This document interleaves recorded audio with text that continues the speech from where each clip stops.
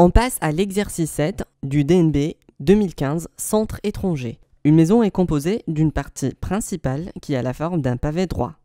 A, B, C, D, E, F, G, H. A, B, C, D, E, F, G, H. C'est-à-dire cette partie. Surmontée d'une pyramide I, A, B, C, D. I, A, B, C, D. La pyramide de sommet I et de hauteur IK1. IK1. Voilà. Perpendiculaire à la base de la pyramide. Cette pyramide est coupée en deux parties. Une partie basse ABCD RTSM. ABCD RTSM, c'est la partie basse de la maison. Une partie haute IRTSM, réduction de hauteur IK2 de la pyramide IABCD, correspondant au grenier. C'est-à-dire, cette petite pyramide n'est rien d'autre que la réduction de la grande pyramide. Dans la première question, il nous demande calculer la surface au sol de la maison. Alors, pour calculer la surface au sol, qu'est-ce qu'on doit faire? On doit calculer la surface de EFGH. Alors, pour calculer cette surface, alors EFGH, c'est un rectangle. Alors, la surface d'un rectangle, c'est quoi? Alors, l'aire d'un rectangle est égale alors à EF fois FG. Alors, côté fois côté. Très bien, longueur fois largeur. Donc, ça fait 12 fois 9. Alors, 12 fois 9. Alors, ce qui va nous donner, je prends ma calculatrice, 12 fois 9.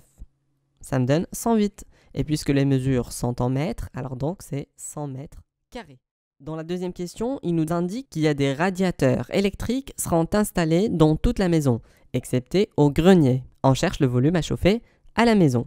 On rappelle que le volume d'une pyramide est donné par V pyramide est égal R de la base fois hauteur, divisé par 3. Calculer le volume de la partie principale. Alors, c'est quoi la partie principale déjà? Une maison est composée d'une partie principale qui a la forme d'un pavé droit, c'est-à-dire celle-là, c'est la partie principale. Le volume de la partie basse, c'est quoi? Alors, la règle nous dit c'est base fois hauteur. Base fois hauteur. Très bien. Sachant qu'on a calculé la base dans la question précédente. Mais c'est pas grave, on va la recalculer. Alors, c'est EF, la base c'est EF, fois FG. Très bien. Et la hauteur, c'est quoi en fait? C'est cette distance-là, c'est AE. Alors, je remplace par les valeurs numériques. Alors, EF, c'est 9 mètres, fois FG, c'est 12, fois AE, qui est égal à 3 mètres. Là, voici la hauteur. Donc, je calcule tout ça. Donc, ça me donne quoi? 9 fois 12 fois 3. 324. Donc, c'est 324 mètres au cube, puisque je suis en train de calculer un volume. On passe à la question suivante. Dans la petite b, il nous demande de calculer le volume des chambres. Alors, c'est quoi le volume des chambres déjà?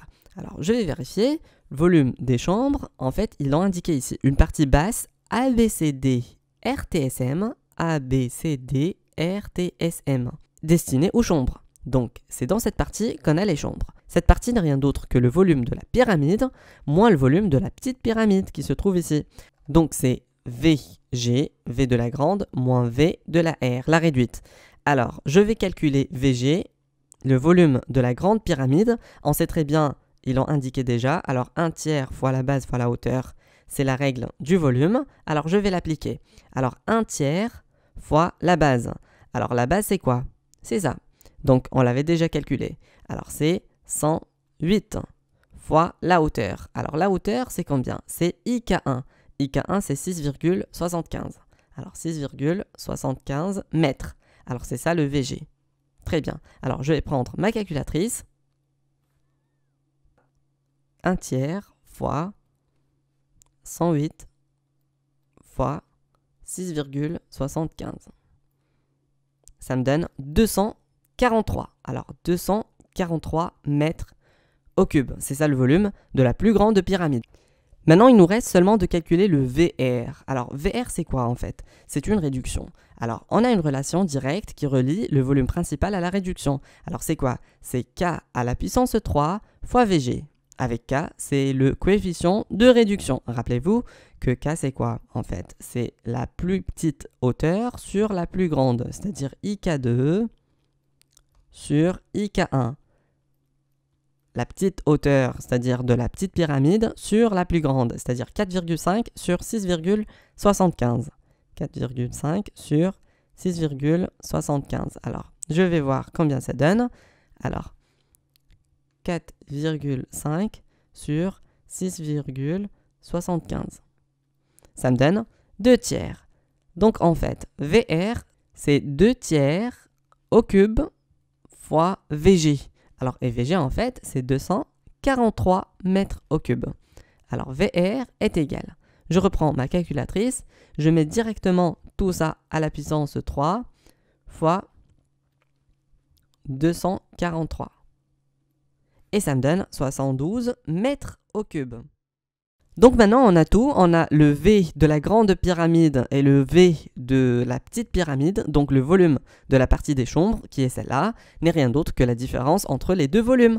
Donc V chambre est égal à VG moins VR. Donc c'est 243 moins 72. Je reprends ma calculatrice et je calcule. 243 moins 72.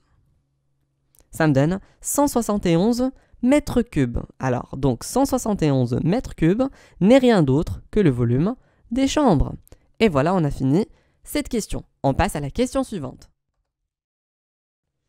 Alors, dans la petite c, montrez que le volume à chauffer est égal à 495 mètres cubes. Alors, en fait, le volume à chauffer, c'est quoi? Le volume à chauffer, c'est la partie principale de la maison avec les chambres. Donc, n'est rien d'autre que le volume de la partie principale plus le volume des chambres. Donc, c'est volume à chauffer est égal. Alors, le volume de la partie principale, alors, je vais le nommer VP, plus volume des chambres. 171 plus 324. 495 mètres cubes. Donc on passe à la troisième question et la dernière. Si vous avez aimé la vidéo, partagez-la. Et abonnez-vous sur la page Facebook Astucia Soutien Scolaire. Et abonnez-vous sur la chaîne YouTube. À la prochaine.